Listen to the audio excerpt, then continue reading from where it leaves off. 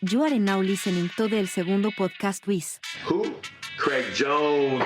Who? Craig Jones. And having that guy around is the best thing that ever happened for the squad. Episode 5 of the El Segundo podcast. 5. With the champ, Yeah. What's up, Israel. brother? Bless you. We're out here in New Zealand working on some grappling skills, some buggy chokes, Imanari rolls. Flying triangles, which I've almost mastered. You got it today. Congrats. I showed got a you few that. of them, yeah. Thank You you. did. Thank you. I did in Perth. I feel like, I want to upskill myself. And when I spend a lot of time just working on something, I get better at it. You know, I did that when I was over in San Diego with Galvao and them, and I just saw my jiu-jitsu go like this. And right now with you, it's going like this. But I feel like there's the critical point where it hits, and I'm just like, whew. So I'm still in it. I'm still learning. I mean, right now I can't turn left because. Is that me? I don't know. Zoolander. I don't know who was it. It might have been fucking Diddy, but I can't remember. It was all the backstage stuff we were doing with the chokes. I remember I woke up. Yeah, I didn't sleep all last night. No? Yeah. Bang. I just because I'd be on one side and the gravity would be pulling that nerve and just be pinching. I go on the other side, it'd be the same thing. I wake up and I just sit up and just be frustrated. I'll just, So I got the heat pack now, just helping me out to kind of like regulate it, just to get the blood flowing and help it. It's just a muscle that's locked, it's guarding, so it's just healing and letting go. But yeah, thanks, buddy. Jiu-jitsu will add like 10 years to your age. I've heard, yeah. The gentle art is what Atos suave is what they call it. So I'm a gentle guy, and I feel like, striking's kind of boring now. It's like, fuck, what was knockouts? Who wants that? I want to like... Knockout, buggy choke. Yeah, buggy looks cool. Some knockouts look cool, some look sloppy, but buggy, the submissions, I don't think I've ever seen a sloppy submission. I'm trying to think. Hold up. Wait, have you ever seen a sloppy? Or probably for your level, you'd be like, okay, that was sloppy. The way you set that up was sloppy. But I'm trying to think. I've seen some sloppy knockouts, street fights, and also even in the UFC, like people just winging it, throwing in hope. Just biting in. Yeah. Have you ever? Is there a thing like a?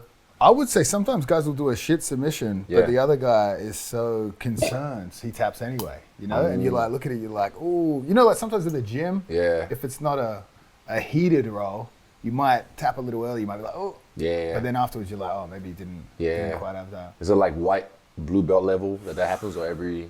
Well, yeah, more lower belt. That's the most exciting guys to watch. Like competition jiu-jitsu, a black belt, boring as fuck. Too technical. Two guys that don't know what they're doing, trying to kill each other. This guy. That's my secret. It's kind of like poker. Poker, I know like two hands. The rest of the time, I might be bluffing, I might not be. I feel like with grappling, that's my secret. I know what I'm doing, but I'm still wild. I'm not as tightened up as everyone else, and I like shit. Like I was telling you the other day, I like things that look cool. I like things that are expressive. I like things that are out the gate. Example, the flying triangle I showed you. Yeah, that's true. Yeah, kind of my forte, if you will, when it comes to grappling. It's my forte. Yeah. I like that off the wall because we're doing King of the Wall today, and like for me, who has zero gas tank, if I commit to the flying triangle, I either get it, or I gotta have a break. Yeah. Oh, you got all of them. You got. I think only one you missed. Carlos. Yeah, that was the only one. You missed, but everything else. It was just fun to watch. I literally be watching you, and then like I might see someone else on the wall, and then I'm like, what the fuck? Oh, I missed something. Some of those get heated, eh? Yeah. Oh no, it's Friday. Fun. Yeah, it's fun. It's fun heated. Like it's not like heated crazy, but it's fun. It's just like the energy around it. It's just Friday. Everyone wants to go. We're going live. We're on the wall, and then there's a winner at the end. Like that kind of gets that little added extra juice to it. So yeah, you get some fun rolls out of that. Some fun. Who usually wins, right? Because I see for the smaller guys, Kai is always. Kai for the smaller guys. He won recently 3 weeks in a row. Oh, Kai did? Yeah, but the thing is, like, we also roll with everyone. Like the King of the World, we do like. Oh, you mix the weights? There's the smaller guys at first, and then eventually when it's eliminations, it's anyone. But Kai normally wins for the smaller guys. Bigger guys, Kevin or Henry. And Henry's he's a surfer, so he's also a thick boy. His balance is ridiculous. But yeah, I think you've won once or twice now. Yeah, years ago. I tried to time it today where I'd like look and I'd be like, is that a big guy? Yeah. That's a classic. You kind of like coast, you see who's next in line. Then when they fuck off, then you're like, right. Boom. Yeah, right? that's reassuring. Kevin hit a big throw on me because he just did 1 round. Yeah, that's right. Yeah, he did. Yeah, hit a big throw. Oh, early on, I saw that. Yeah, I wasn't expecting that, but he's on right now. Even the Spider tonight, I was looking. I was like, ooh, yeah, he's just locked in. You can see he's locked in. Those spiders are terrible, man. Like 25 minutes of that. I was thinking, like, if I was an MMA fighter, I would never have accepted a 25-minute fight. You're like, fuck it. Give me 3 rounders. Just 3 rounders. That's it. To avoid that prep altogether. I look at that. That's brutal. That's the thing. It's like most people, you want to be a champion, but they don't think like. Even who was I talking to today? I was talking to fucking Carlos, Cam, and someone else, and then they were saying like, yeah, the fucking legs rounds, that one hurts. I'm like, yeah, like it's when it gets to that second round of the legs, that's the worst one. And they're like, I was like, oh, that's right. And they kind of reminded me like, yeah, we only do 3 rounds. But I'm like, oh yeah, I just kind of clicked like, oh, I thought we all do 5 rounds. But yeah, those 5 rounders, they're makers of men. They're makers of men. And there's been times where you have to not question yourself for what you're doing, but you have to like question who you are. Like, fuck, it's only a few times in my career where I just like, you're deep in the trenches, your legs are shot. You're trying to fucking take someone down and your legs are rubbers, fucking bisgetti.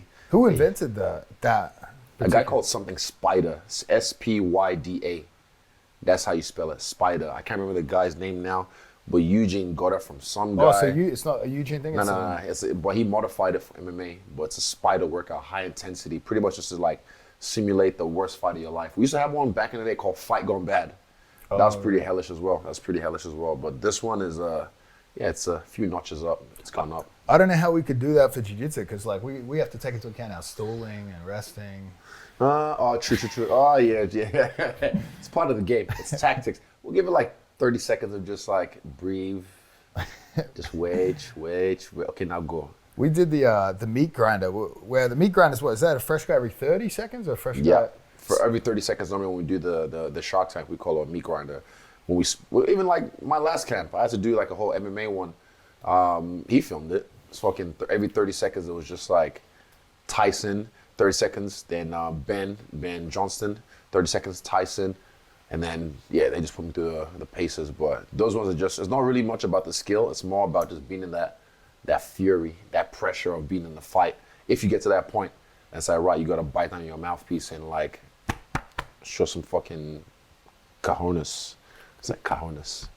Joe Lopez made me do that. Yeah, no way. But we did it for like in a jiu-jitsu context. But the problem is like if you're grappling, you're not trying to get up. It's not too bad. Yeah, true. I mean, definitely. So you're just like, you chill. I'm just gonna relax on the ground and choke everyone out. I guess so. Yeah.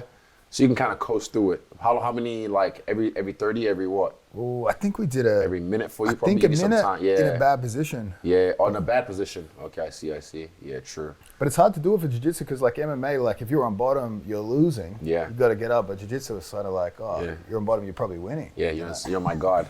Welcome to my world. It's the reverse. Yeah. But yeah, watching Volks do that shit's crazy. Whenever I get to like the leg rounds, the last bit, it's normally like around like sometimes a minute, 45 seconds, sometimes 30. But then when they're walking in, every time they say that, I think straight away, right, do it like Volk. There's a clip that Volk, I think it's on the Engage or one of my pages or something, like Volk was just running through everyone. And his gas tank's ridiculous. So whenever I get to that point, I just visualize, do it like Volk.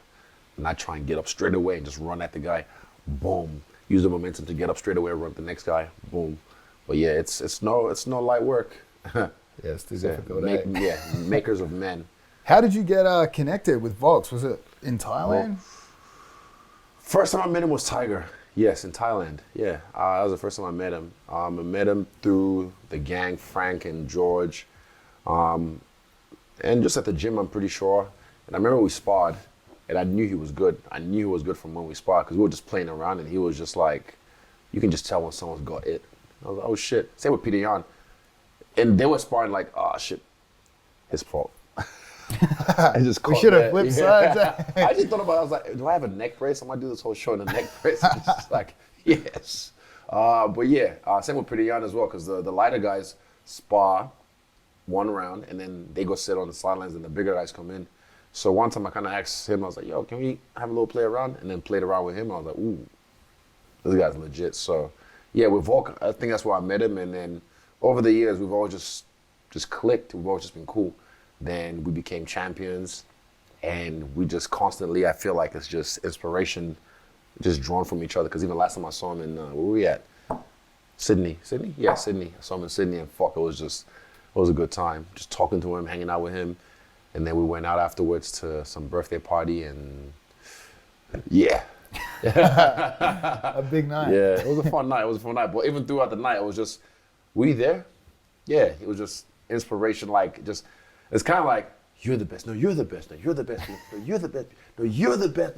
No, I love you. Like, it was just like, I love it. I love the dude, man. And every time I see him, I'm always just inspired. Like, why also one of the reasons I was like, because I've worked with you before in the past, and I know how good you are.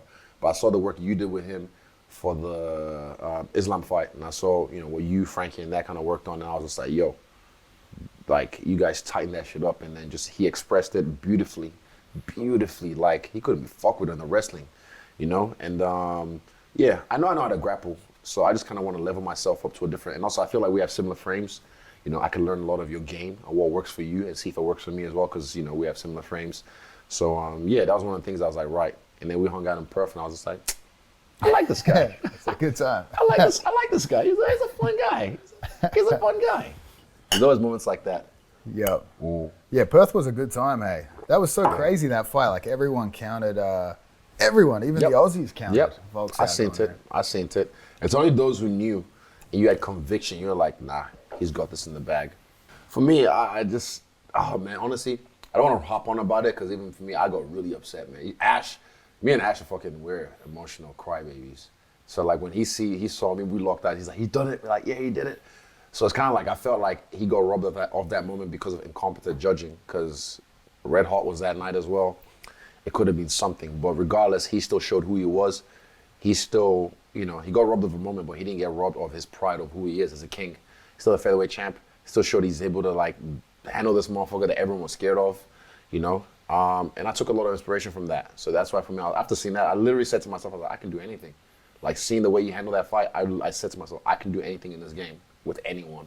Yeah. Yeah, he like shattered that invincible Dagestani MMA fighter image, right? You know who did it for me first? Brad. Brad did it for me in UFC Auckland. Because I kind of already knew, because I did a little bit in Tiger. There was this one guy. He's actually in the UFC. I don't know if he's still in the UFC, but he ended up being in the UFC at welterweight. But one time at Tiger, he was every fight, every class we went to, he'd get into a fight. He's that guy that every class we went to, he'd get into a fight. One time he tried to, this French guy, what's his name? Fuck, oh my God.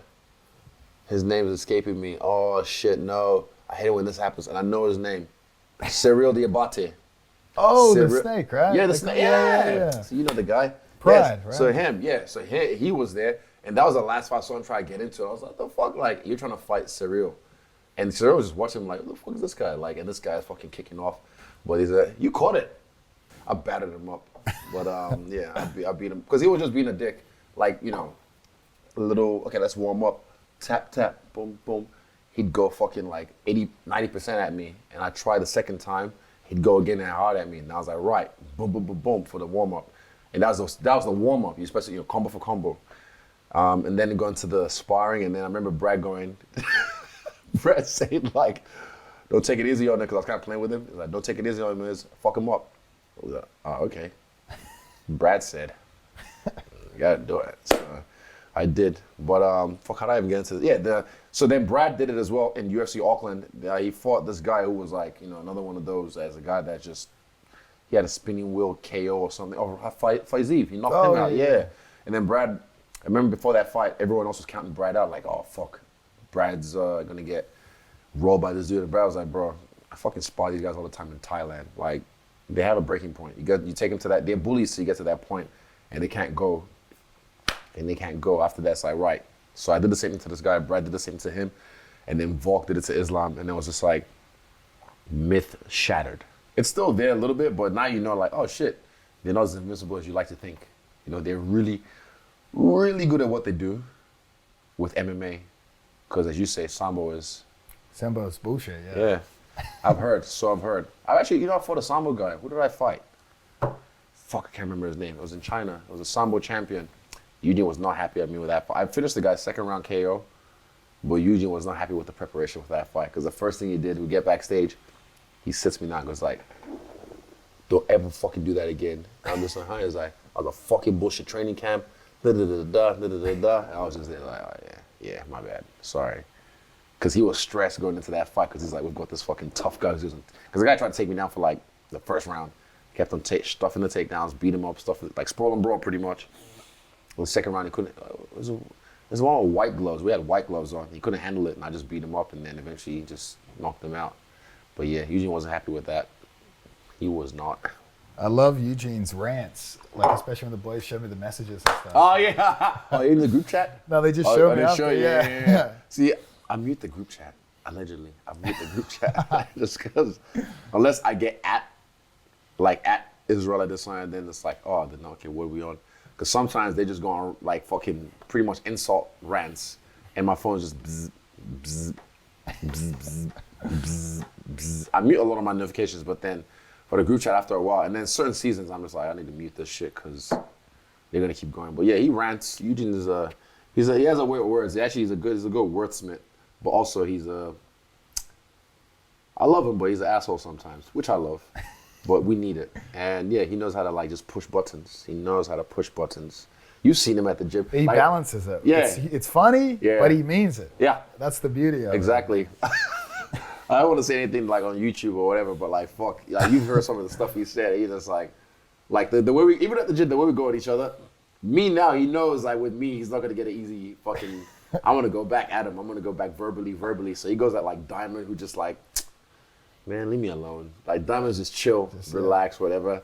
So I'm just like, nah, because unless it's serious. If it's serious and it's like I'm fucking around or I did something wrong, then it's like, okay, yes, sir. Yeah. Well, you need that, though, in this day and age, like, I guess as a martial artist, because that's kind of lost. Yeah, it's kind of lost in this day and age. Wait. I'll catch you. Question. Who's looking after B Team while you're here? Well, we got a whole crew. So Nicky Rod, and Ethan. Mm-hmm. So we sort of got a whole coaching staff. Okay, good. But yeah, it's probably not anyone there getting into them too much. Mm-hmm. You know what I mean? Like, I feel like a guy like Eugene, even Joe has the same energy in his gym. Yeah. You need a guy that's just gonna lay into people. Yeah, crack the whip. But what's interesting, some like students can't handle it. Hey. Yeah. Like they crack, leave. But I feel like everyone requires that. Yeah. For me personally, I operate better with, I think, an iron fist. Maybe it's because of my upbringing, growing up in Nigeria, capital punishment, you know. It's capital punishment type shit. Like, you're allowed to hit kids back where I'm from. Even teachers are allowed to cane kids. But yeah, so I think I was, even my mom used to call me a rebel without a cause as a kid. A rebel without a cause. I just used to be rebellious for certain things. I was a good boy, but I was a rebel in certain things. But I need like an iron fist. If not, if you give me too much free time or too much leeway, I might take advantage. I don't know. I think maybe old me would have. Now as I am, I'm older, I'm more mature, and I'm like more like sure of myself. But young Israel, 23, 24, you needed this. Just to it's probably more important on the younger guys, right? Oh yeah, I was a wild boy. Still am, but you know. Yeah, I know. I was a wild boy. Some of the things I can't wait. Eventually one day I'll like either I'll write a book eventually, but I'll also like do another like doco and express some raw truths. Some things that I just feel like the world doesn't need to know about me because it's none of their business, and it's like, you know, whatever, but there's gonna be some raw truths later on that I'm just gonna express and be like, yeah, this is why this happened because, yeah. Yeah, everyone like always tries to get more information out of you, right? More story, constantly. I don't want to do media anymore. Like, well, you're my friend, so I got you. I appreciate it. I got you, but like, you know, like all these fucking, like even Eugene kind of called out, what's their name? Either way, he called them out one time because they were trying to like ask questions that were kind of leading like into clickbait this. stuff. Yeah, right? And then he said, like, take responsibility. You might say, oh, it's the editors, but no, it's your show. You're the host, so you should take some responsibility as a host.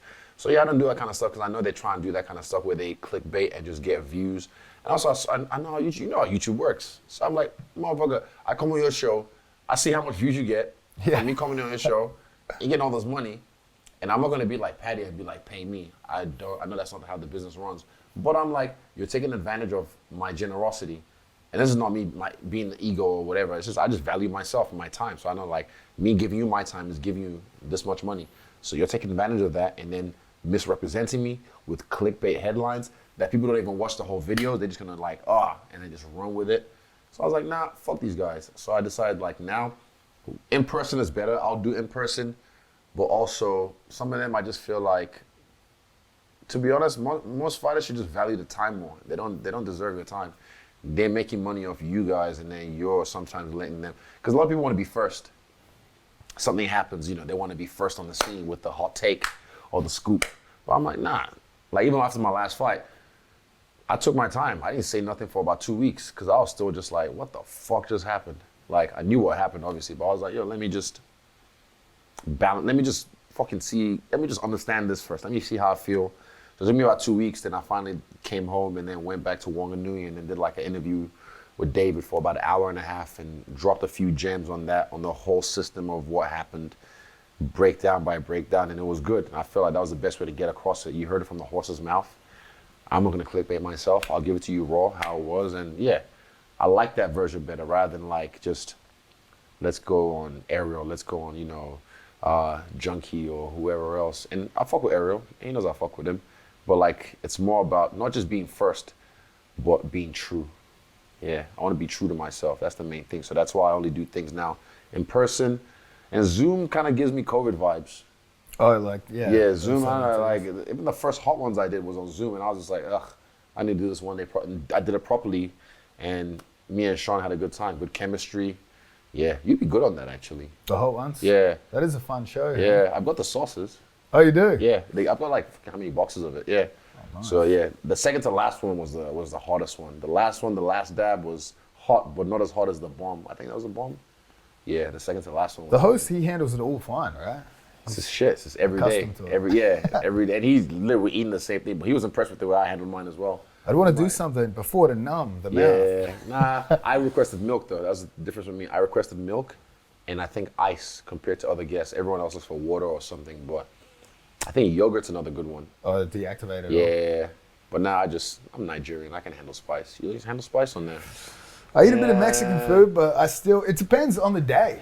For some weird reason, some days I can handle it, some days not. Depends. You've been in the sun, been in the shade. You're like, my body's ready for this. Yeah, true. Few coronas. Yeah, true.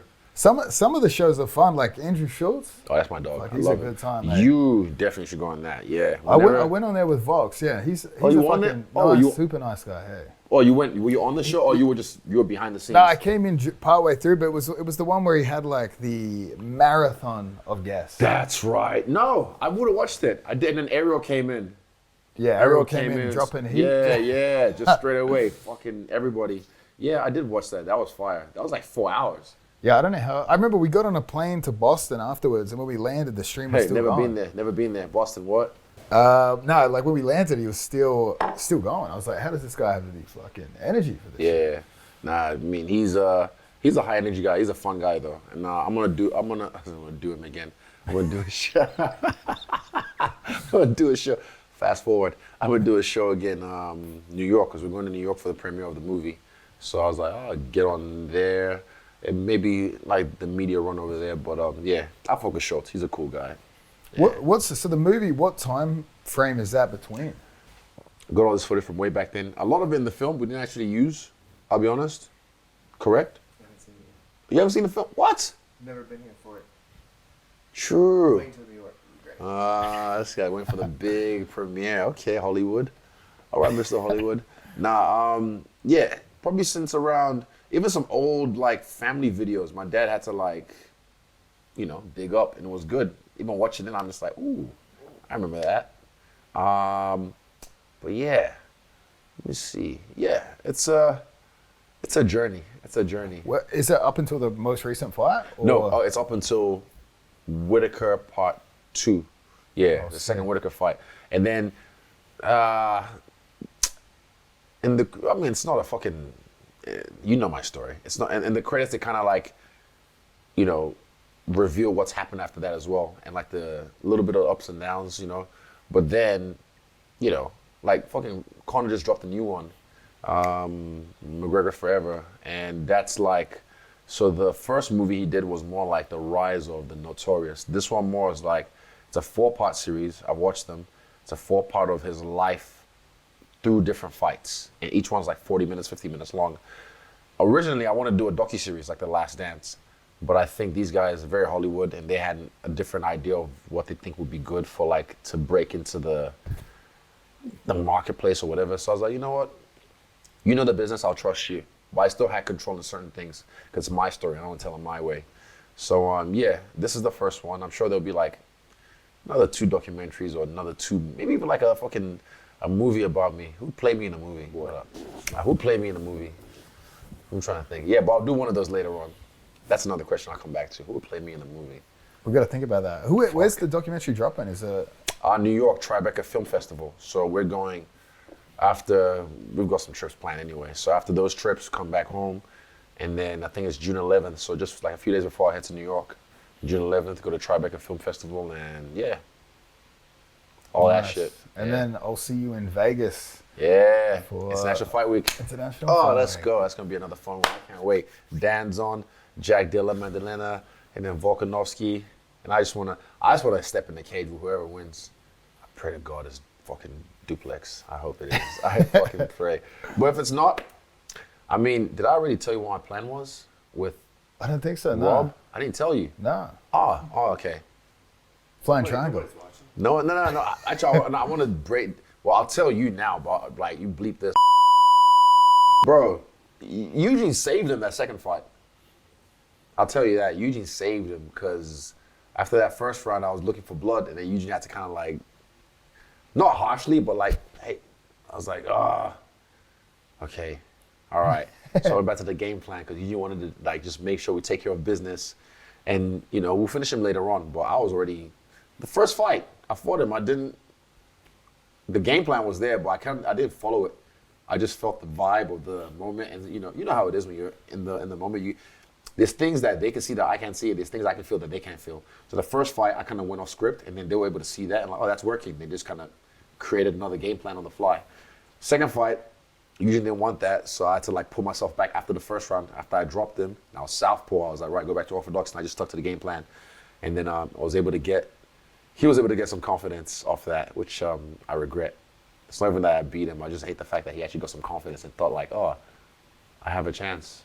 Everyone has a chance, obviously. I know, yes, it's fighting, but I like Rob. We're buddies, kind of. Not really, but like, kind of. I like him. I saw him in Perth. We're cool. I was like, you know, I respect you, right? And I was like, if I still have to fight you, I'll still fuck you up. But you know, I respect you. But I really want Dricus to win, just because I like. Again, he didn't have to go around talking all this shit. He didn't have to create divide. He didn't try. I'm like, bruh, there's ways to get yourself across. There's way to like, you know, you could have called me out, but you didn't have to question my ethnicity. Because I never questioned his ethnicity. I never ever once did. I was like, he's a South African, cool. I never went anything. But then the fact that he questioned me, Francis, and Kamaru, I was like, bruh, stop. So that's why I really want to teach him a history lesson. Yeah, for my ancestors. What do you think his chances are? I always feel like watching Dricus, it's like, I always feel like somehow he's losing, How does he escape by? Yeah. He looks so shit. But I'm like, how does he escape? But like, he's always he's got 2 nostrils now. Yeah. Yeah, he's got 2 nostrils now. So yeah, he'll magic. I don't know. Fuck. I've always had 2 nostrils. I don't know. These fucking big African nostrils. I'll take up all the air. No, but yeah.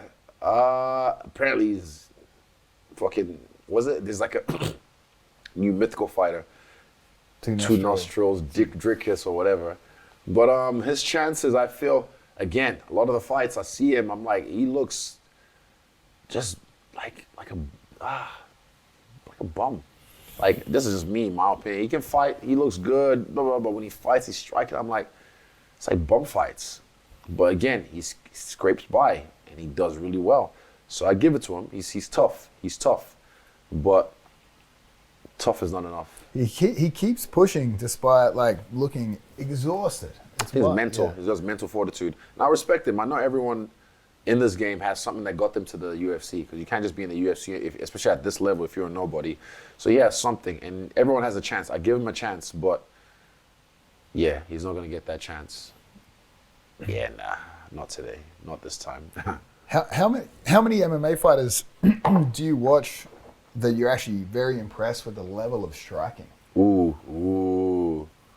Zabit was one. He's retired now. He went to go be a doctor or something. That was the first one that jumped in my head. Cyril Gans, fucking love the way he moves. I love his striking. It's not just about being effective. There's a lot of people that are effective, but this is mixed martial arts. I like something that when I watch it, it makes me feel a way. Like, wow, I'm amazed. Like, it evokes some kind of emotion out of me. So when I watch guys like, okay, Cyril Gans, who else striking-wise? Like creative. Yair, he's another one. Like, his last fight, I was really impressed with the way he was, like, moving and stuff. Striking-wise, creative. Trying to think. Ian, Gary. Oh, yeah. Yeah, as fuck. Song Kinon, that combo he finished him off with. Beautiful. Yeah, there's some guys that are really high level, but at the same time, there's some guys where I'm like, why are you just walking forward? You're just walking into punches. You're walking right into range. And certain things, I'm just like, but they haven't done what we've done. They haven't done the work that people like myself have done for so long in this game. Even Pereira, I'm very impressed with his striking. Fought the guy how many times? I'm fucking impressed with his striking. Like the last fight, the first strike he landed was a leg kick, and I was just like, again? In my head, I was like, I'm ready for this. But the first thing he landed was a leg kick, and I was just like, no way. There's no way. And I'm impressed with his striking. You were talking about the way he throws, like, the calf kick without a tail. His hip, he doesn't like, everyone else has this step. Like they have, even if it's a little one, quick one sometimes, if it's quick, the general rule is the quicker your step, the quicker the kick. Boom. That's how it is. But he doesn't even step. He's just there. Also, the last fight, I didn't notice it in the cage, but I noticed it after the fight. It was after every low jab. The first one, the leg kick, he threw his knee up and then land, boom. But he just threw it up to distract me. And then to chamber the momentum for the kick. So he throw it up. Because if he just threw it from there, boom, I'll probably read it. But he has to do something else, some other movement to like use the momentum of that to swing the kick. But the one he used for the last fight was the body jab. You watch it. Body jab, after every body jab, low kick. And I was just like, fuck, I wish I picked it up in real time. But if I picked that up in real time, I would have been like, right, body jab, here comes the low kick. And then be ready to block it and counter. Because I knew if he can kick me, I can hit him. So we had a plan for that, for the low kick. We had a plan for that. But again, beautiful. I know how to use it now. I've used it on a few people. I'm like, yeah.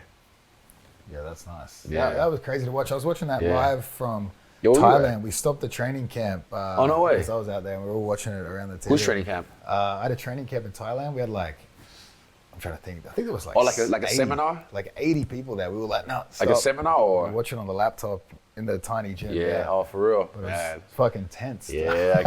You're like, oh, fuck. Yeah. It's always different, like, watching someone fight. Like, yeah, me fighting is whatever. I get up. I love what I do, You know that feeling like when you walk out and it's just like, you have to go through a tunnel as well sometimes. A little bit, yeah. It depends on the budget of that. Yeah. It depends on the show, yeah. So, like, when you get out there, it's like, I just know I belong here. But then, if I'm in the crowd watching Volk fight, fuck. Bro, watching Kai fight in Texas, I was a mess before the fight. Partially because I might have been drunk, but I was a mess. I was just like, I was so proud of him. I had to hide my face, bro. Because like I said, I'm very empathetic. So I feel a lot of emotions. So I was just like, I'm so proud of him. Because Kai has come from such a humble beginnings, and to get to where he was, I remember just like, this is even before the fight, before he even walked out. Before the fight, I think this is like the co-main event. The fight before him, I was just so overwhelmed with emotion. I was just like, let's get it together. And all right, stay strong for the boy. Let's go. And he was doing so well. And then, Brandon Moreno's a motherfucker as well. He's that guy, just beast, and caught him with that body kick. But again, the way he worked his way up and got there, he's gonna do it again, and this time he's gonna get it done. I so believe in him because I see the work he does. I see the attention to detail that he puts into it. Fuck backstage. Were you there backstage? Oh no, you were in Texas? Oh no, you were in Thailand. Yeah, you were fucking off in Thailand. Me and Alex were fucking drunk backstage, and then Ash had to pull us aside. This is in the bathroom, be like, boys, you guys gotta calm down a bit. You're a bit too much, yeah? Because we were just like, nah. If Ash is saying that, you're in trouble, right? Whereas me and Alex was like, nah, because we were just like hyped. Still like, you know, we feel for our boy, but we're still kind of like picking him up, picking spirits up. Ash was like, hey, both of you just turn down a notch. So we're like, oh, yeah, true, my bad. Do you like fighting on the same card as your teammates, or do you prefer?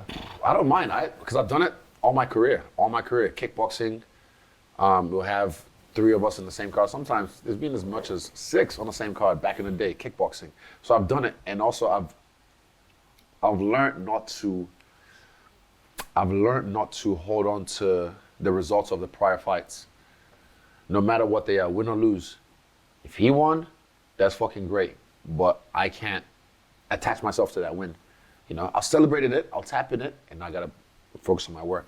If he lost, you know, I'll console him. It's all good, brother. Don't worry, you get it next time, or whatever I have to say to like reassure him, and then I go back to what I have to do. I'm always focused on my task at hand because I have to be selfish. I have to focus on me, but I still tap in with my team and let them know I care and I love them. So yeah, I don't mind, but this last one, I'm glad it was just me. Felt like, I love putting that pressure on me, bro. Oh, fuck. Hold on, let's refill. I'll go back to this. Yeah. Put that pressure on me. Honestly. Test. We're back with Yeah, what was I saying? Disaronno. Yeah, free plug. Yeah, free plug for Disaronno. They're good company. Disaronno, it's a sweet drink. That's like a drink by itself. Some Italiano liqueur. What was I saying? You're not gonna bring out your own? It's a. Everyone's done it now. Yeah, the one I'm gonna do is very unique. I can't give it away, but it's I can't, but it's unique to me. It's unique to me. So the one I do when I do it is, and I have another product as well that's unique to me. And fuck, I'll tell you later. I don't want these motherfuckers to steal my ideas. But what was I saying? I was saying something about Kai. Oh, you said for the last one you by yourself. Yeah, by myself. Yeah, I love when I put everything on me. Cheers, bro. Cheers, my guy. Ooh. I love when I put it all on me, and it's like you have to make it happen. Like you have no other choice. So for me, I was like, look, I'm sure if I beat this guy, my bad, if he beat me, I'm sure I would have one good knockout or another like 2 wins, and then boom, I'm back in there. But I didn't want to have that mentality. And normally, even before my fights, I always have a idea who I'm going to set up next. This time, none of that. I was literally just like, nah, focus. This is it. Everything. And I like putting, again, kind of like Volk with Islam, all these pundits and whatnot, a lot of people doubting me, you know. I don't really listen to the streets too much when it comes to that kind of stuff, but I think I just manufacture it in my head. So, well, I don't manufacture it. It's real. It happens. A lot of people were doubting me. A lot of people were like, oh, you've been beat by this guy 3 times in 2 different sports. How are you going to overcome this? Da, da, da, da. So I like the fact that it was just me. There was no other teammates. All attention was on me all week. And then I have to show up. I have to prove it. I have to prove I know who I am. I mean, he was there the whole week. The energy was different. I know how I was. It was different in the sense that I took no prisoners. And he knows me, in the training camp. He knows what I'm like. Hey, Jeff. Good boy. I'm a good boy. I've had that in the past too, where I've had some big ones and taken a match last minute, and I've actually performed better. And I'm like, wow, I was way more relaxed. I didn't care. You're just like, you know what, nothing to lose. Same thing with this fight. I was like, the worst has happened. Even before New York, I was like, the worst has happened. He's knocked me out. If you want to look at it, it's on YouTube. It's got fucking 10 million views. I'm like, it's the worst has happened. Then again, the worst happened. I was just like, fuck, this motherfucker beat me at MSG, you know. Fuck. I was like, oh, well, the worst has happened again. Cool. I know how to deal with it. And I dealt with it out as a fucking legend, as a champ. But then this time I was like, well, the worst has already happened. So what's the worst that can happen? He beats me again. Whoa. Go fucking watch the New York fight. You see him knock me out. So I was like, nah, no matter what. I did everything in my power, man. And I'm so grateful for like the experience. I'm so grateful that he beat me. I'm so grateful that I have the mindset that I have, because it made me have to level up. It made me have to, not just as a fighter, as a person. Like, also what happened before the fight with the injury, bruh. I mean, he saw it. David saw the mental hurdles I had to jump, and just like reassure myself that I got this, I'll heal from this, and I'll go in that cage and I'll fuck this guy up. And I was just like, no matter what, this is the first battle. So yeah, I do like having my teammates on. It's fun. It's fun to go through camp with another teammate, you know. Joint suffering, yeah. Thank you. No atheists in the foxhole. When you're in there, you go through it together, you're like, yeah, let's go. But there's also this one thing someone brought up to me the other day, who brought it up to me? They were like, when you have like, Eugene actually brought it up to me the other week. Oh, it was the boys were fighting. So after my fight, come back home, we have this parade, right? On a Saturday, the street showed me love. And I went to Dr. Rudy's, and then we were chilling there playing bowling, then watching the boys fight in a local show in Dunedin. I can't remember which one, Eternal or, fuck it, I can't remember which one it was. But yeah, anyway, 5 of us fought. 5 wins, 4 finishes. I was literally just like, at the end, I was just like, this is too perfect. But then Eugene told me the next week, like, yeah, when it came down to the last fight, which was Henry, like. Oh, the Russia, yeah. Yeah, so when it came to Henry, like, he asked him afterwards, it's like, you were shitting yourself, weren't you? And I was like, yeah. Because it's different when, like, all 4 of your teammates have fought before you, and they all won, you know, with 3 finishes, or was it 4, I can't remember. And then you're just like, you're the last one. So it's like, it's a weird unspoken pressure that just like sits, and you're like, I'm sure you felt this before. Oh, you're like, yeah. Fuck, I don't want to be the only one that loses, you know? So you felt that. So I felt that as well in my past, I'm sure, when I was main event, kickboxing, and the team was fighting before me.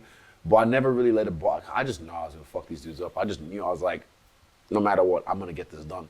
So I just knew how to deal with pressure very well. I think that just comes from experience, mental work I've done on myself, maturity, and just the work I've put in. I'm just like, I know who the fuck I am. Like, you know, nigga, you're one of the best in the world. Oh, thank you. Nah, don't thank me, it's the facts. Like, I love watching today, bro. I love watching today. Like, even the rugby boys on the sidelines, I was kind of giving them lowdowns, like, this is his dad, oh, now you gotta watch this guy, Craig, and whoever you went, I was like, okay, watch this fight, watch this match, and just like what you were doing, man, it was just, it's like magic. Like, I've rode a lot of people, like high-level people, and they all fucked me up. They're so good. But what you do, like, there's the one you showed me the other day where it was like, I had a DOS, and then within 2 moves, you're on my back. Yeah. And I was just like, abracadabra. That's that right there's the Ben Boyce killer. Yeah. Right. Ben Boyce talks a lot of shit, but trust me, Ben knows I have him on some nights. Striking, but you know one thing? He actually, you know what he showed me today? Oh, he got some tape. You know what he showed me? What he showed? The knockdown. It wasn't a knockdown. I knew it.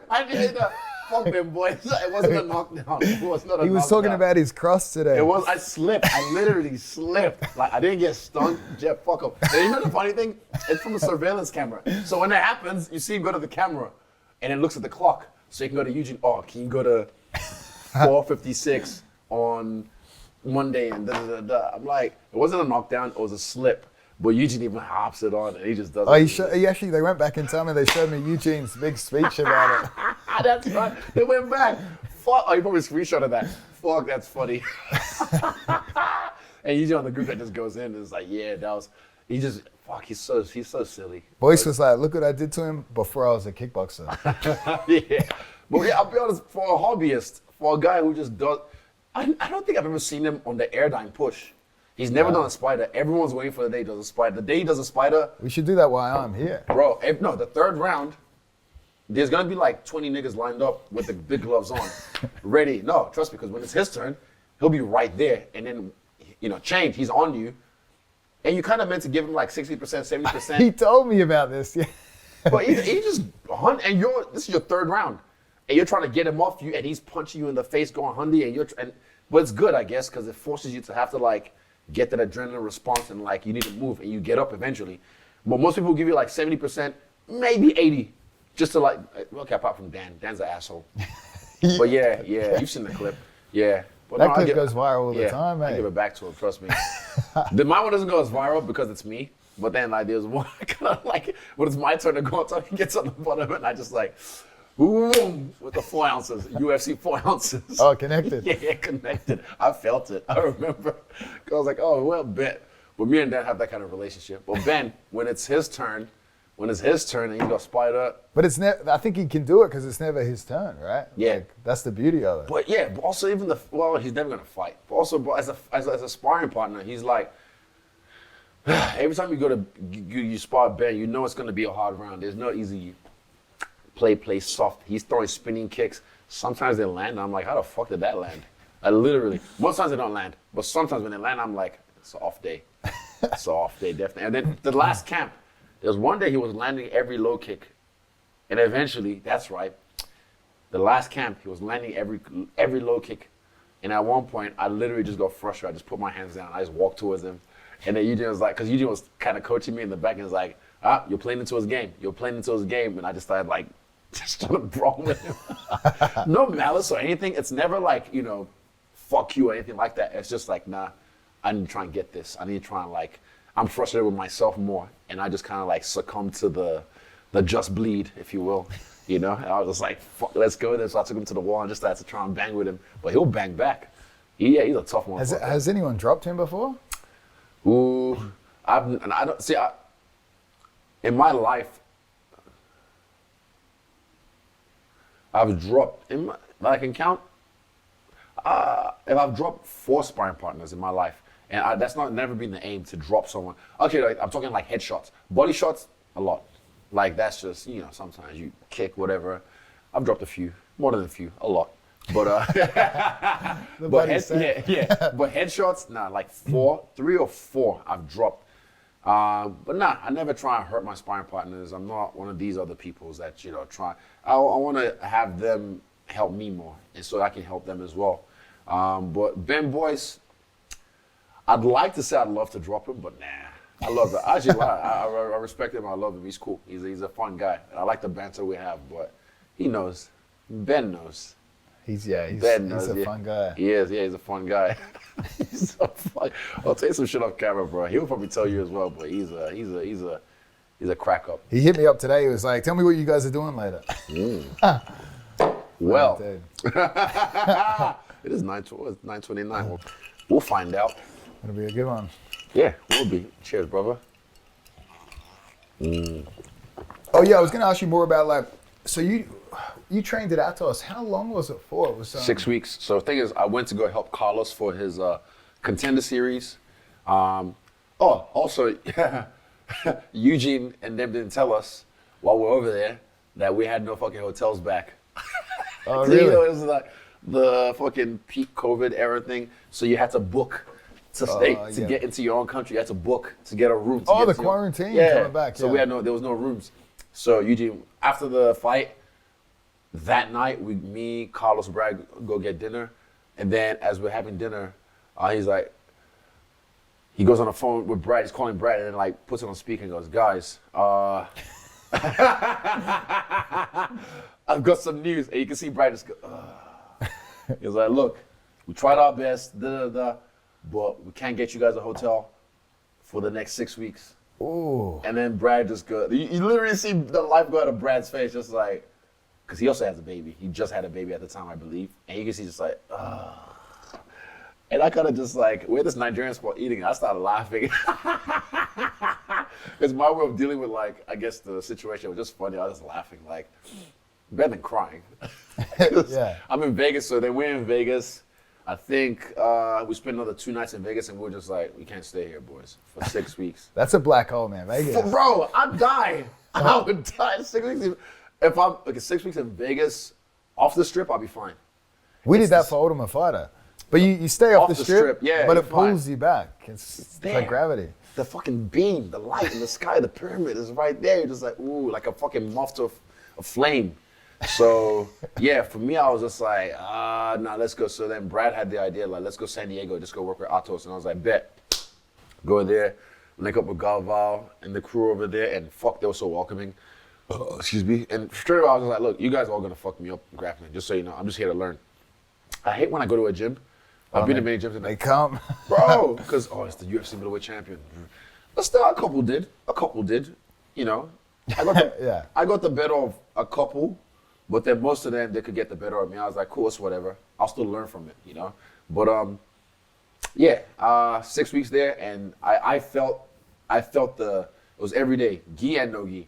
I felt the progress, just like me, Carlson, Brad. Yeah, we got really good. It was just every day. Even can I say this? I don't know. That's a while ago. So the gym got shut down allegedly because there was a peak of COVID. There was a spread or something in the gym, but allegedly some of us still found a way to train. Allegedly, and it was fun. So we still leveled up. But, they were actually during COVID with the better sessions because it would be like the core. Yeah, the cool guys, right? The motherfuckers who know how to get it going. So yeah, and working with Henga, working with the Rotolo twins, fucking love those dudes, man. Surf with them as well. Ronaldo, what's his name? Kanyan. No, Bruno. Hold up. Yeah, the Hulk. Yeah, the Hulk. He, all those guys hanging out with them, and they were so welcoming. Even what's his name? Michael Perez. Oh yeah, cool guy. He's funny. He killed himself up. He was so talented, but he just didn't. After a point in time, just stopped competing as much. But he was like, I think even out of all those guys, like one of the better guys. He had good wrestling. When I rolled with him, I remember, and he was very complimentary of my style. But he had, because also he's smaller than me, so there were some things I was able to get off him, but he was able to fuck me up. But he was cool. They were all cool, and it was a good time. San Diego was fun. That's why I was also thinking after this, but the flight's already booked. And with me, if I have to change flights now, it's like changing flights for 6 people, not just me. So it's like you're the whole crew, right? Yeah, and I have to not deep. I don't even roll that deep, but I just have to protect myself and protect everyone else. But mainly, I would have liked to go after Puerto Rico, go see Kai, and then after that spend a little while in San Diego, and then go to New York for the premiere. But wait, where are you gonna be? I'll be. When's this? This is June. June 11th, yeah. I'll be in Austin. Austin. If you have time, pull up. Let's do it. Fun time. Yeah, pull up. Come watch the movie. Yeah. Come see this guy as well. The debut. I'll come see Jeff. This face. Yeah. Now, but yeah, that was the plan. But flight's already booked. You know, things are already in motion. So I'm like, all right, I'll come back here, keep working, and then head to the movie.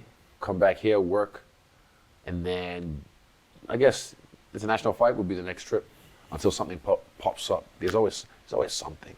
There's always something. Yeah, it's like, but that's the thing though. I like, even right now, the fact that I'm able to, we were talking before, just like chilling, able to relax, you know, drink, eat whatever. I used to eat whatever even when I'm in camp, but yeah, your diet is pretty you make it work, right? I feel like you live the lifestyle, you know? I'm an MMO. This is why I feel like they can't fuck with me. Because I came into this game and I've always just said, look, I'm not your fucking guru. I'm not your hero. I make mistakes. I learn from them. Then I make more mistakes, new mistakes. But I learn from them because I'm growing, but I'm under the spotlight. And everyone gets to see my flaws, but I don't get to see these people's flaws. So I've kind of I've watched a lot of athletes do this and crash. A lot of actresses, actors, you know, all that kind of stuff, musicians. So I've kind of put myself in a position where I'm just like, look, this is me. I am human. I fuck up. If I fuck up, my bad, but I'll get better. So I guess that's kind of saved me from a lot of bullshit. Because if I was in the spotlight acting all, you know, kissing babies and all that kind of shit, then people see me out and about, at the strip club, you know, and hey, you're a good guy. Why you have her titties in your face? I like titties, and ass, but you know, I just like what I like. So I'm just a regular dude who does extra regular shit. Yeah, how do you deal with that? Because obviously in America, some of the athletes get absorbed into some of the biggest sports out there, but within New Zealand, you'll be I'm that dude. Yeah, you don't get any anonymity. Nah, I'm big and black, so I'm hard to hide. So when you see me walking around, you're like, that's Israel. Even when I had COVID times, I like masks, man. Fucking fitted on, mask, Volk blends in a bit when I'm with him. Yeah, he can kind of chill. He can Even though hug the crowd. he's a superstar, but he can kind of chill because I guess, he's from Wollongong, also like he's one of them, But Over there, they get into MMA. Wollongong kid. But I mean, like even in Vegas now, they would definitely spot him out. But even, I'm sure like certain places, I think it's not just because he's white, but just because he's such a chill guy and so extra regular. I don't know what it is about. Like I said, big and black. I walk around and I'm just. It's like, hey, it's Bigfoot. Oh shit, it's Adesanya. What the fuck? Oh my god. Da, da, da. And yeah, excuse me. I had to learn how to deal with it just through. When did that really pop off? Like, how early into the UFC career? So I've said this before on different interviews. Excuse me. My UFC debut, came back home, and then crashed. This is in Perth, UFC 221 in Perth. Came back home and I crashed, and I didn't understand. I was like, why am I sad for like a whole week? I was just like, I'm happy. I'm supposed to be happy, but I just felt this weird like emptiness. Not really sad, just emptiness. I just felt like, but I had to realize after about 2 fights, the tools I needed to like come back because it's a stimulation, so much stimulus, and then like lights, camera, action, accolades, fans, compliments, all that kind of stuff, and then you go home and. This is when I was at home. I go on the streets, it's still there, but then when I come home, but you have to be all right with the person in here. That's the person that you have to be cool with. So I had to realize that, what the fuck, why am I like, it's like coffee, that's how I put it. It's like coffee. Coffee, you get a stimulation, and then when coffee crash, boom. You have another coffee, yeah. Exactly. So now, like this last fight, oh, you weren't there. So we went to after party. Sunday was like fucking 2:30 a.m. Went till like 6 a.m. I didn't sleep till about 5 p.m. I wasn't drinking, I was just up because I was still just like, the fuck? And just farming. I'll come back to this. Farming is like, I know how to farm social media. I've never bought followers, never boosted posts. I know how this works. I know how to strike while the iron is hot. So the iron is hot, I'm farming, I'm posting videos, I'm posting memes, I'm just, getting engagement going. So that way, when all these new deals come, they're like, oh, let's see your engagement for the last month. Boom, get the engagement. Oh shit. 42 million on this video. What the fuck? 10 million on this video. Numbers go up, money goes up. So I was farming, and then went to Tootsie's that Sunday night. So 2 nights, went to after party Sunday morning, Sunday night Tootsie's strip club, titties in our faces, allegedly. and then come back home, and then Monday, Tuesday, Wednesday, I spent in my room. I literally came out once a day for about 20 minutes. You flew straight back to New Zealand, right? Afterwards, yeah. But I wanted to go Key West, that was my plan. But have you ever checked it out? Yeah, I went in 2015. Yeah. It's the shit, yeah. When I helped Rumble, rest in peace. But yeah, so I Monday, Tuesday, Wednesday, I spent in my room just like farming on the phone, watching TV, and just I needed to like just gather my own thoughts because it was so like the after party, bro.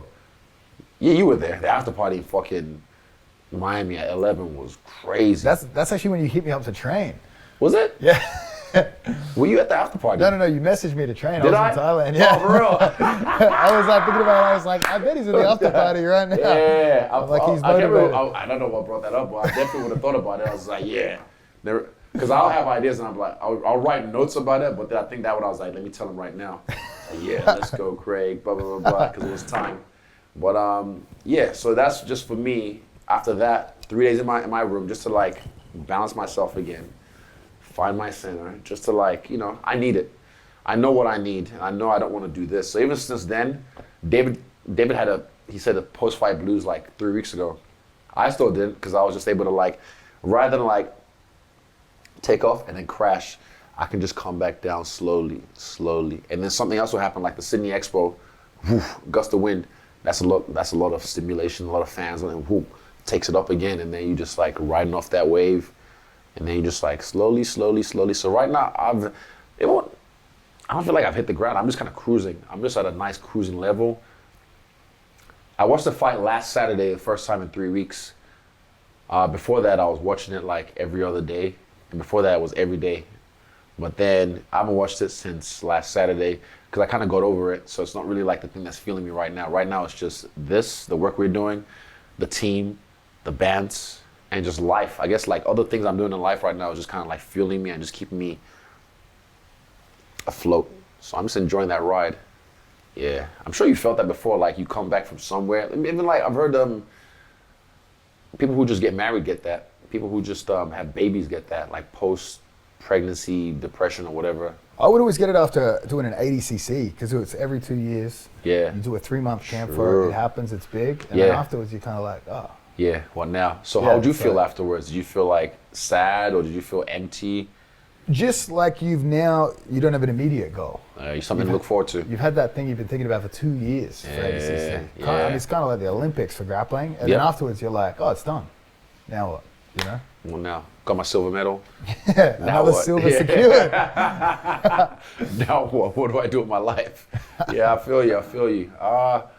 Yeah, it's a weird. No one has a book on this shit, which is what I'm glad. Like I've prepped myself enough to be ready to take on the pitfalls and the rises of this game. So yeah.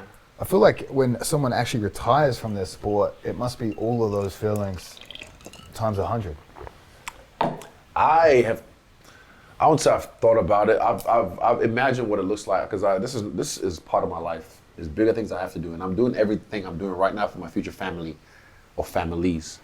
But like, yeah, I'm not trying to be that guy that's like 42 and like, oh, I still got one more in me. Because a lot of people I've seen it, they can't let go of this game, man. They can't let go because it's addicting. I can see how it is. It's enticing, you know, and they can't let go. And it's because I feel like their identity is fully wrapped around being a fighter. That's the thing with me. You've never seen me on my Instagram bio, you know, UFC fighter or UFC champion. Or like never. That's never been me. You know why? I have more to me than fighting. There's more to life than fighting. It's an important part of my life. It's a big part of my life. It's a legendary part of my life, but it's not all of my life. I want to be, like after this, I want to dedicate my life to my kids, but I'm going to have some other things I'm doing as well.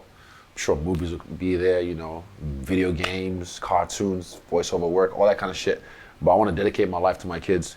So I want to be a great dad. I'm going to be a great dad. I know this because I'm like a big child myself.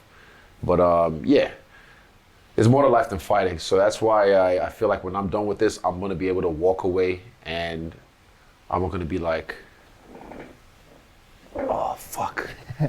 You know, like I just know I've done what I wanted to do. Or I could walk away now and be fine. Like, I've set myself up for life. You know, I'm in the history books forever. But I just feel like, I said striking's boring, bro. I want to fucking choke some motherfuckers out, bro. I want to fucking put some motherfuckers. You could be the first buggy choke. Bro, let's go. Hold up. The flexibility. Fucking get this motherfucker right. Oh, no, wait. Get them in there. This one? Yeah, that one. Yeah. Oh, yeah, they're right there. You put them in there and then you get Wait, what was funny today is... oh, yeah, right there. See that? Oh, you ain't ready for this, bitch. You ain't ready for the... Ben Boyce and Dan... Oh, the LCL's back. Yeah. Boyce and Dan Hooker were talking shit on the buggy choke, and then now today they were like asking questions about it. I was like, oh, that's interesting. Yeah, like, I thought that was fake. No. I've seen... Oh, actually, no, Kay put me in it. Yeah, so I've always known it was legit. But even before I trained with him in San Diego, I think he choked some guy out with it. Oh yeah, he brought it back big time. Oh, so it was so it was an old technique that got brought back. You probably see it in striking too, where there'll be a technique. It's gone, it comes back. Yeah. It's kind of bullshit until a good guy does it. Front kicks. Anderson Silva, crane kick, boom. Oh shit. My one was I feel what CKB has done for the game is looks and feints. The feints, right? The feints. A lot of people just didn't understand. And then because I'll feint 20 times if I throw one jab sometimes. I've done it, made like just spaz people out. They're like, what's happening? They overloaded. So I'll do that. But yeah, so I feel like we've done that for the game. And certain other things as well with footwork. But I'm not going to say we didn't fucking invent the wheel.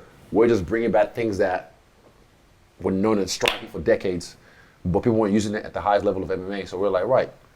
Let's bring it back. Let's teach these motherfuckers how we really roll. Oh, thank you. Yeah, Eugene's he studies a ton. Yeah, they do. Even he said like this, he was really proud.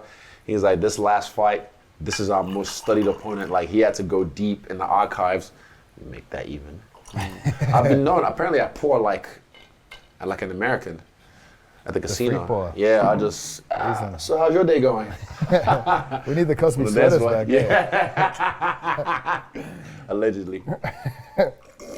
The only thing I love about you is you aren't afraid to make fun of yourself.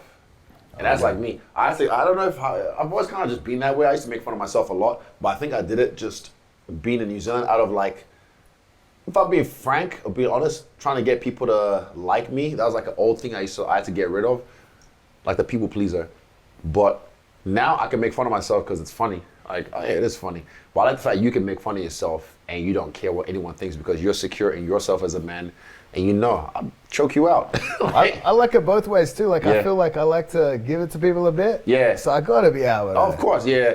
I can give it, but fuck, you gotta do, in a gym, everyone's allowed. Of course, yeah. I can give it, I can take it as well, but I don't give it as much as I think if it's no, I'm never the instigator. Put it that way. I'm never.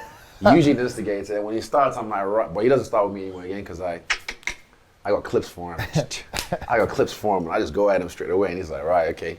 Eugene used to get into me because like I would show up fight week for Volk's camp, but then it was bittersweet for the Islam one because I was there for 6 weeks and Eugene came in 5 days before. And I was like, Eugene, you're just showing up for me. Oh, so where you been? You went in the real. You went in the, the trenches. You went in the gym. Yeah. I finally got revenge on him. Yeah, nah, he's good like that. He will keep you honest, you know. But yeah, like with that kind of stuff, that's one thing I like about you is just the way you handle yourself as well. You don't take yourself so seriously. Even your handshakes, bro. Like you shook my hand. Thank you. Oh, do you understand? Gentle. Thank you. I said it on my interview the other day. I was just like, first thing I noticed because I punch. You have to sparring, man. You know, your hands are from punching and punching the bag or whatever, and you're I guess not breaking your hands, but you're damaging your hands and they come back stronger. That's why I've got like strong knuckles. But then some motherfuckers will get excited to see you and then, or they'll grab you here and I'm just like, what are you doing? Oh yeah, the forefinger. I'm like, thanks, you're a man. Oh, congrats. This is the jiu-jitsu one. Go for the handshake. Oh, you know what I do? This happens all the time, eh? That's how you know you're a jiu-jitsu guy. You fuck up the handshake. I had to learn the like, cause fans now at expos or whatever. The last one I was shaking hands. I guess I was just excited. I was feeling the moment. But most times now I just give them the old. It's safer on the immune system, right? Well, COVID times as well. I've had malaria like 8 times. So. Malaria 8 times. Yeah, I was a kid. Holy shit. Nigeria, yeah. I've had malaria probably 6 to 8 times. Got me real strong. Doesn't that sometimes have some long-lasting sort of effects? I had asthma as a kid as well. Maybe that was caused by that. I don't know. But with malaria, I feel fine. It was normal. I remember what it felt like as well. You're hot, but you're shivering, and you're delirious, and you lose weight. You're spewing a lot, shitting water, like just fucking mud water. Yeah, and they just pump you full of fluids. Malaria medication. I still have some actually from last time we were in Nigeria. Magoku, my guy, he loves it. He loves it. Yeah, I took him to the slums. Eddie, you got any plans to go back? Yeah, fucking COVID just slowed everything down. I want to go back end of this year. Yeah, that like took, especially for New Zealand. New Zealand just. You guys couldn't train really. They shat the bed. Yeah, we did the first time. The Costa fight, UFC 253. That camp, we all trained together. That was cool. But they came down to Dan's camp and they were like, oh. Well, the wording on one of the rules changed. And we're like, but we did this last time. Why would you let us do it this time in the same fucking spot? And then at the same time, they gaslighting us by letting like the other national teams do what they have to do. I'm like, yo, yeah. So it was really pissing us off. So that's why, again, I would never fight in New Zealand, but that's my own little trinket. I'd rather fight in Australia, Sydney, September 10th. September. So yeah, I mean, they've already set up the infrastructure. Like you can tell, like the tourism industry already is gearing up for that. Dana's giving them props, and I guess the leeway. They know what they're gonna get from that. They're gonna get a lot of money into the economy, so that's cool. Yeah, that's gonna be huge. I mean, the Perth was insane. The energy. I wish that had been. Thank you. I told Mick when I was like, "Why is it not in the stadium?" I was like, "Bro, this should have been in the stadium." And Mick said something about the commission, or the fuck, how do you have to put it? It was like a pre-arranged deal or something. Yeah, right? He said they didn't understand how big this would be, but I was like, yeah, you should have like, well, sold out in like 5 minutes. Bro, that should have been in the stadium. Imagine that in the stadium, because I remember like 243 in Melbourne. Fuck, that was Marvel. Actually, no, the first time was even before that. Was it Rousey? Yeah, but then there was a guy that came out to AC/DC for those about to rock, and I remember being in the nosebleeds, and when that hit the the speakers, that riff, I remember just like, whoa. And then it was a long walk as well. So as he was walking, it was kicking. And I was just like, that was a moment I was like, I can't remember who it was who fought on that card and walked out to AC/DC for those about to rock. That was UFC 191, I can't remember, whatever it was. When he came out to that, like I remember just it was so powerful, man. The speakers and everything. So I just knew, I was like, and who would have known, fucking how many years later I'd be in the same fucking arena doing my little. Yeah, that was sick. I love the fun walkouts. Like someone picks an interesting song, fun music, or like I was talking to you about Genki Suda. Yeah, that's right. Yeah, Genki Suda. Yeah. Do you remember? He was different. We all won. Yeah. Man, I wanted to do that, but then because I feel like, especially now more than ever, that's like the motto. We're all, because there's so much divide. But I saw some of his walkouts. I wasn't really like watching him like that back then, but I've seen like what he's done in his walkouts and shit. But for me it's just creative. And my people have offered me crazy money to like, I want you to walk out to my song. Oh really? Yeah. No one notable that I'd say, but like some people that I'm like, they offer some nice change. I'm just like, nah, it's not. They're not for sale. Yeah. They're not for sale. My walkouts are for me. I'm walking out to an arena filled with how many people, and I'm gonna go fight this trained killer. Like, I programmed myself during the New York fight. I walked out to the Saw theme, and there's always, I don't pick these, they come to me, like just ideas, they come to me. I just kept on playing it during my VO2 Max workouts, the rate wrestle workouts. I'd have it on the cue, and also the spider workouts. I have it on the cue, and then even now when I hear it, my body just reacts because I've programmed myself to that song so many times that I hear it, my body just, ooh, is it that time again? Or are we about to, you know what I mean? So, it's for me. It's more for me more than anything, like to program myself and activate myself. So when I hear the track and I'm walking out, boom, takes me back there. Takes me to that moment when I'm like in the trenches and I know, okay, I need to get this done. I need to like, whatever I was going through my mind or whatever, like, it takes me back there.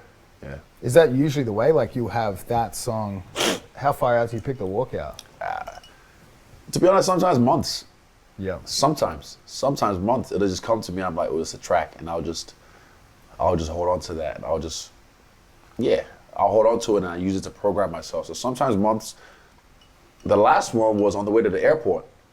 Oh, really? Yeah, I was about to play a song for my brother, and I was like, I remember like trapped, head stroke. I was like, hold up, boom, and then we played it, and then we started vibing. Even he got it on tape. We started vibing to it, and I was like, back off, I'll take you on. I love the lyrics. It was perfect for the moment, for the situation. It also helped that it sounded like an anime intro. You know, I was just like, beautiful. And then the fucking collar, Jet Li, that was already planned like weeks in advance.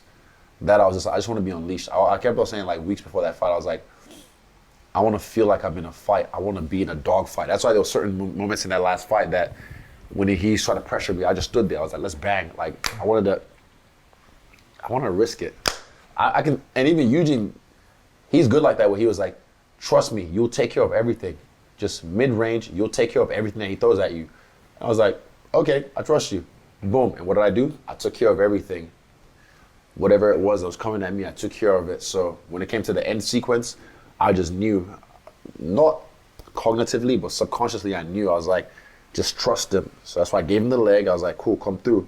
And he threw what he threw. Only line out was the body shot. Everything else was blocked. And I got him.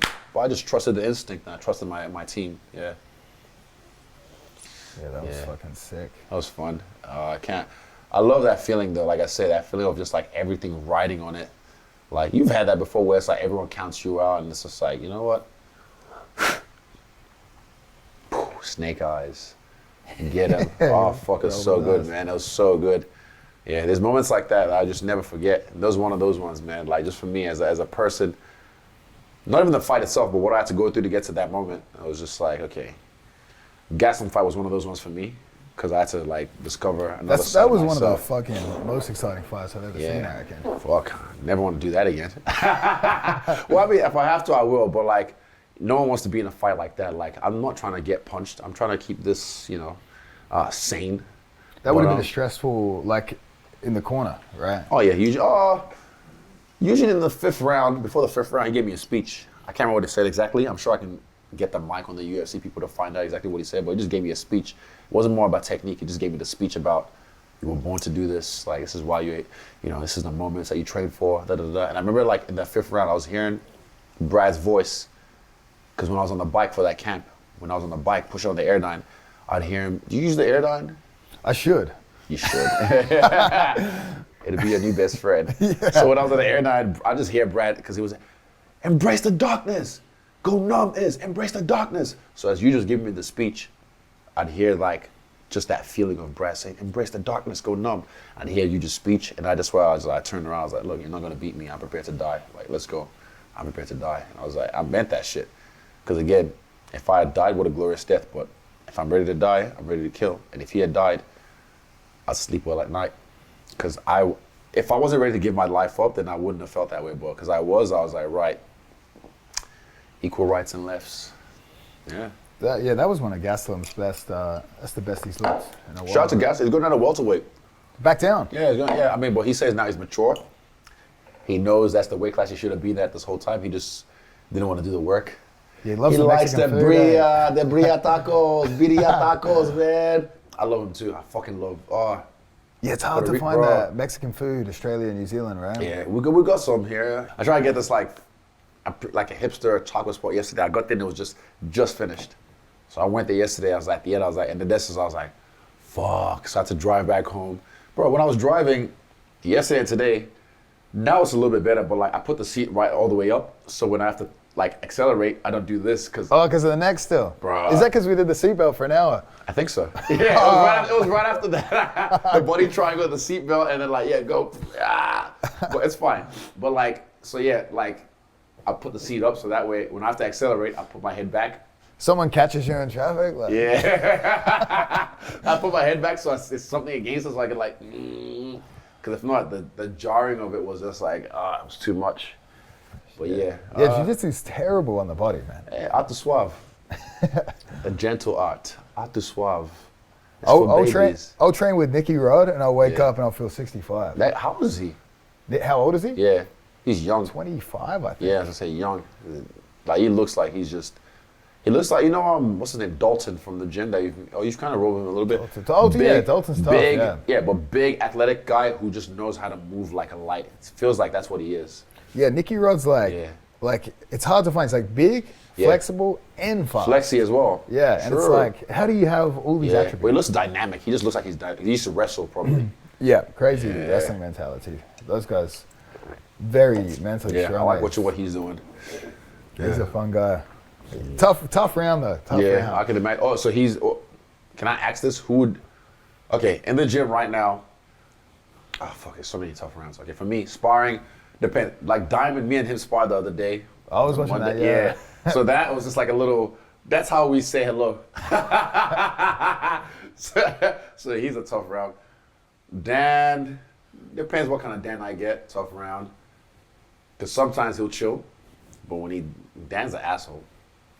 So he loves it. He loves it. So when he is, and I love him. He knows he's an asshole. But he's tough rounds. They were trying to get me. They were like, what questions can you ask Izzy to fuck with him a bit? And Dan's like, I could give you some, but you still probably would never make him as mad as sometimes I've made him that mad. Yeah.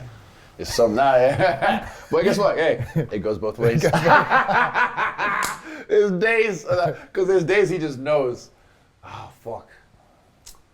There's just days he just knows where it's just like, I'm not with it today. So that he smells blood in the water.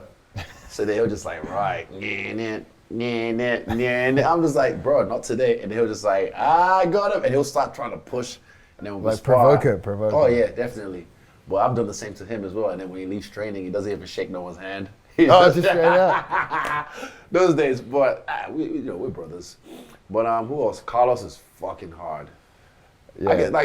There's always days. Kevin as well, bro. Everyone, even Cam. Yeah, Cam's super impressive. Yeah, fucking hell. Brogan sometimes when he's on top, holy shit, bro. There's sometimes when he decides you're not getting up. There's times when I can sweep him. Sometimes, yeah, I sweep him. I get up. I can beat him up. But there's times when he decides like you're not getting up, and he'll just hold you there and beat you up for fucking 5 minutes, and it's just like, you know, those rounds. Have you ever had those rounds where you question like, am I good at this? Oh, for sure. Yeah, it's like, if you get it stuck in a bad spot and then you freak out and you still don't get out, you're like, it's what's just like, what am I? Yeah, fuck, I don't want to give him no credit. This one time though, Ben did it to me. This one time I remember, which camp, I can't remember which camp, but it was like, you know, we've got 1, 2, 3, 4, 5 people on the line, on the main, everyone else feeding in, whoever gets out, whatever situation we're working, and it was side control. And then Ben was on me on side control. And then people kept on like lapping. And I was just, and I remember just like, I started to get angry. And I don't get angry in training. I don't, but this is like, they lapped me like 3, some 4 times. Like they've done the line, done their bit, and then go back out into the line, like going in, going out. And then I'm just like, 3 or 4 times, I remember just like, wow, yeah, it was a bad one. And he'll probably watch this and be like, but that's what makes you Ben's better. probably like, send it to me. Oh Send it to me. yes, he's right there. Like, yeah, I need this footage. I need it. Nah, but you need that. I think you need that. If you're the guy at the gym that's like running through everyone, then it's like, oh, you're in the wrong gym.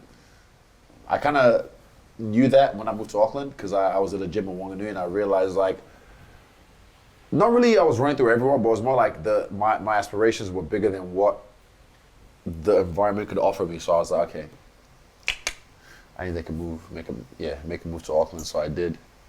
Yeah. What year was that? Like 2010. 2010. February 2010, I moved to Auckland. And I just moved, and I was like, right, we'll figure it out. My parents were very supportive, which was, you know, they didn't really understand my dream. They didn't believe in it, but they were supportive no matter what because they're good parents. So now, yeah, they. Your parents still live back? Yeah, they live in Wanganui, which is like 4 hours away from here, or 5 hours away from here. So yeah, they live there. Nice, chill life, not too fast paced. Yeah, they just enjoy themselves. Yeah. What year did you do your first jiu-jitsu class? Proper one, not YouTube. 2010. 2010. Oh, so same. Yeah, 2010. So when I went to CKB, that same year I hopped into jiu-jitsu. But before that, I had an MMA fight against Neroni, and then when I did that, I had like maybe about 2 weeks of YouTube judo and jiu-jitsu. I was like, I got this shit. And it was like an amateur MMA fight. Get in there, and I'm striking, boom, puts me on my back. He can't strike me, so he's hitting my body, trying to get positions. I swept him a couple of times. I get back up,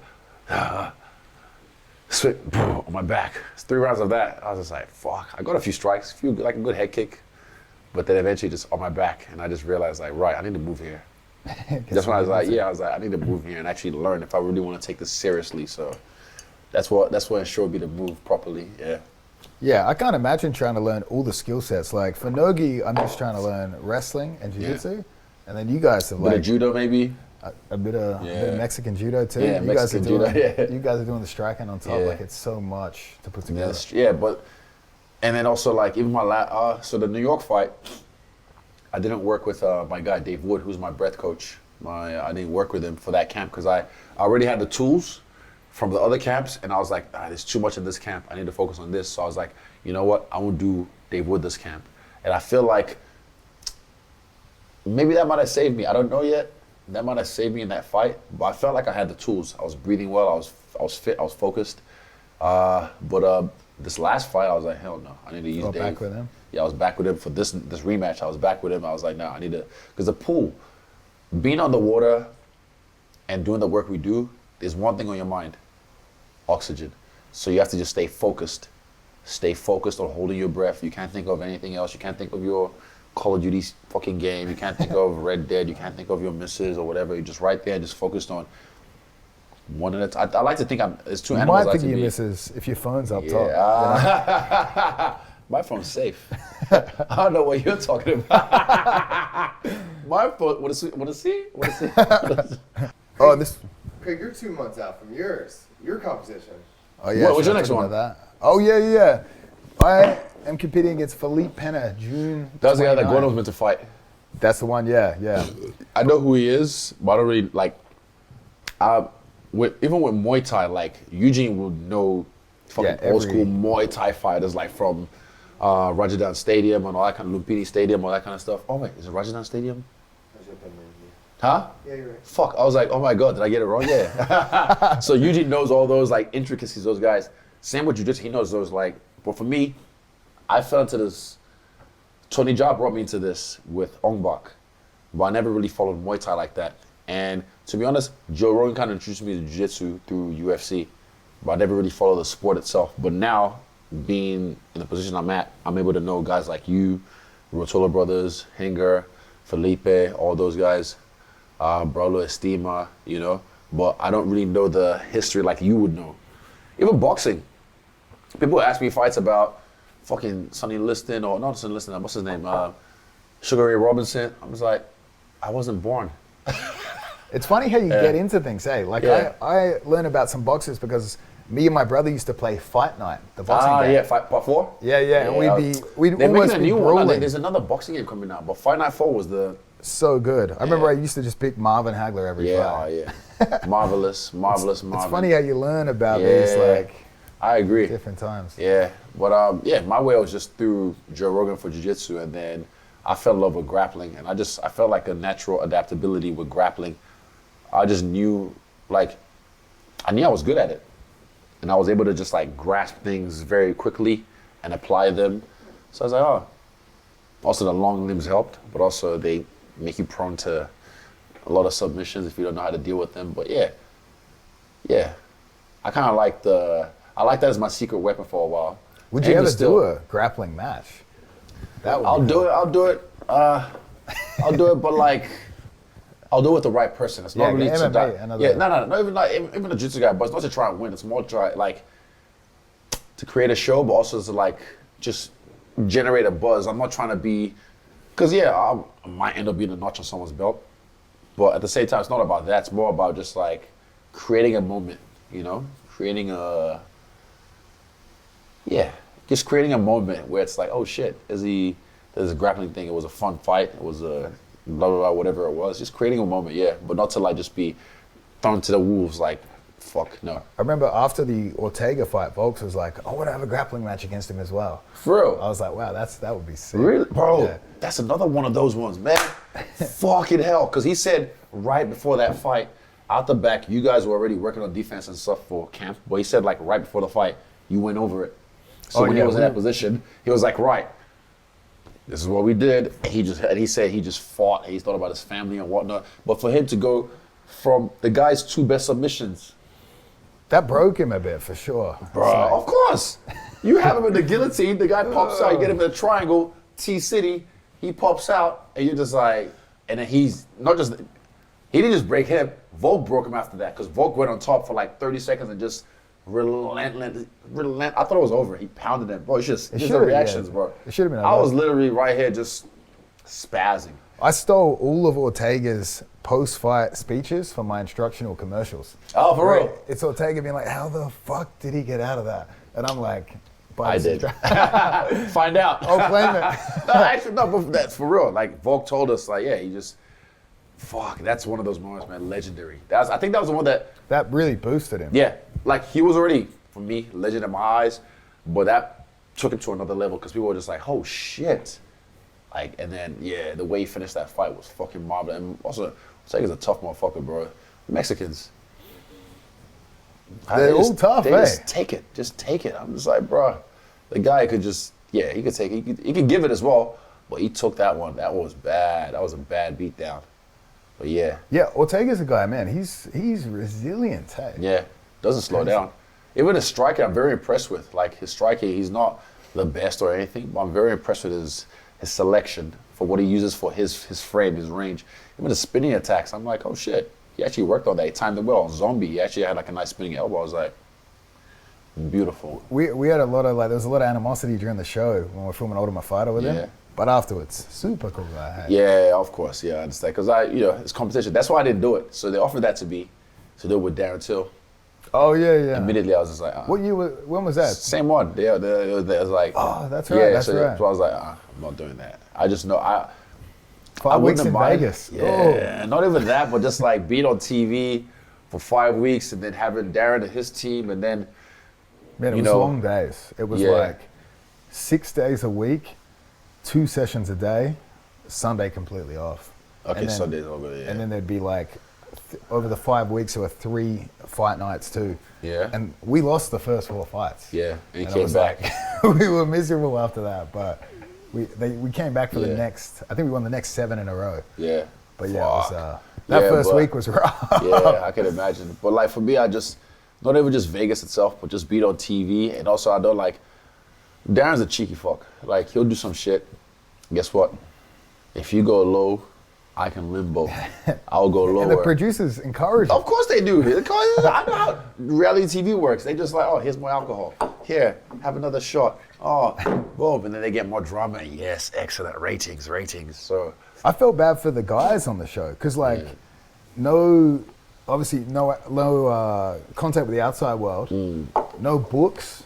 The only books you're allowed were like the Bible. Like, so there's nothing to distract yourself. Damn. No TV, no music. The Bible. No music for 5 weeks. Nah, that's fucked. No music, I don't know about that. They let you drink, but they wouldn't let you smoke weed because weed kills the conversation. They want the guys like... Oh, true, interacting. No doors on their bedrooms. True. No doors on the bedroom. It's like a social experiment in that. Nah, fuck all that. Yeah, see, I'm glad I made the right call. Because usually was like, I know you're going to say no, but I have to ask you first. Would you like to? And I was like, nope. He's like, okay, I just kind of assumed, but yeah. But he just knows me. He just knows like I would have said no already because I was like, unless... it was a ridiculous check, then it's not even a yes, it's a maybe. There's more things more important to me than just the money. It's more about just my privacy and my integrity, because I know I would have come off bad in that show if like they decided to edit it some type of way because of something I did, which was wrong, because of something that Darren did, because I was like, oh, I'm gonna get lower, and then like, so I was like, I don't want that much access to me. Yeah. Yeah, and editing is completely up to them. Yeah. So I don't want that much access to me. Yeah. But I think about like, so now fucking WME bought the UFC and WWE together, right? And people always, that's perfect for Israel. He can move into the WWE next. I'm like, yeah, I might just do 1 or 2. Because for me, with the UFC, I write my own story. I write my own narrative. As much as they promote and do all this stuff with editing and whatnot, I am player one. I feel like with the WWE, there's writers that write the stories and whatnot. Still crazy job, you have to fucking almost kill yourself every other night. But like for me, I just feel like I want to be the author of my own book. I don't want some writer writing how I come off and if I'm going to be a heel or if I'm going to be a good guy, this and that, right. So it's not even about, it's just, I just want to be the author of my own destiny. That's the main reason I kind of decided recently that I'd probably stick to just what I'm doing and just do the WWE as a fan. But again, this is before they write fucking, we'll give you. They just add some zeros. Excuse me, we'll just write some more zeros back. They just offered Nicky Rod a contract. Fuck off for WWE. But it would have been like, it would have been the WWE Next program. I know the one, I used to watch that. I watched the first season. Years ago, the Contender Series kind of thing they did. But he turned it down because he was like, no, I'd have to spend too much time away from the gym. And I was like, fuck, that's a cool guy. Smart man. It's like when we were movies, I've had a few movie offers. Also because fights were on the horizon, so I was like, nah, I'd rather just focus on fighting. Do what got me to the dance. Eventually, we'll do some acting. Acting with Jason Momoa. Yeah, my boy. Fuck, that guy can drink. Bro, I blame him for not showing up on Saturday that day. I said that last week. Oh, the Sunday session. I know it was a Saturday too. Whichever one. I blame Aquaman. That guy, he's fun. As soon as he saw me, because it was a surprise, I wasn't even expecting to see that. See me, he's like, oh, he's very like manly man, like big, same height but just thick. And he just hugs me straight away, starts trying to wrestle me, and I framed him. I was like, oh, he's strong, you're strong. And he was trying to wrestle me. I just made sure I locked that frame. I was like, you're not getting close. So I had that underhook. I was like, Yeah, he looks jacked, hey? Yeah, he is. Yeah, well, he's such a cool guy. Real chill, like a big Barney. What's they're filming a movie here, right? He just did the Fast X premiere recently, last weekend. But yeah, they're filming a series, I think. I don't know if it's a movie or a series. Series, yeah. But yeah, he's here till November, he said. Oh, but, shit, you see that long? Yeah, he's here till November. I was at his house. It's a It's a nice, bro. They flew all this fucking old. I don't know if I should tell this. Just I was impressed. Like he had his fucking attack dog in the house, so I was like playing fetch with his attack dog, and then he had like his old motorcycle collection, all these old bikes. Oh, really? I'm like, why did he fly it all out? Like he's like. And that's it started, pretty cool. yeah, that's what I mean. I'm like, you requested they fly. Bro, I'm talking like, I want to say over 20 bikes. He's probably at the level now where he's like, let's see what we can throw in there. Of course, bro. He has a Guinness thing on tap. Oh shit, yeah, he loves beer. Right? Yeah, oh, he can drink. I gotta say, he can drink. He can drink with the best of them, boy. He's a cool dude though. Yeah, we'll meet him soon. You like him. I remember I woke up with a message from you. I was already passed out, and you were Oh, like, that's right, yeah. I gave you the eyes, though. Yeah. I was like, shit. Up to. I wouldn't have made training the next Up to. Yeah, you wouldn't have. Any inspiring words you want to give the kids? Inspiring words for the kids? Aim low and achieve. You know what? You're right. B team. That's perfect. Thank you, man. Fuck it. Thank you. That was good. Thank you for listening to el segundo podcast. Don't forget, Fat Cry Jones.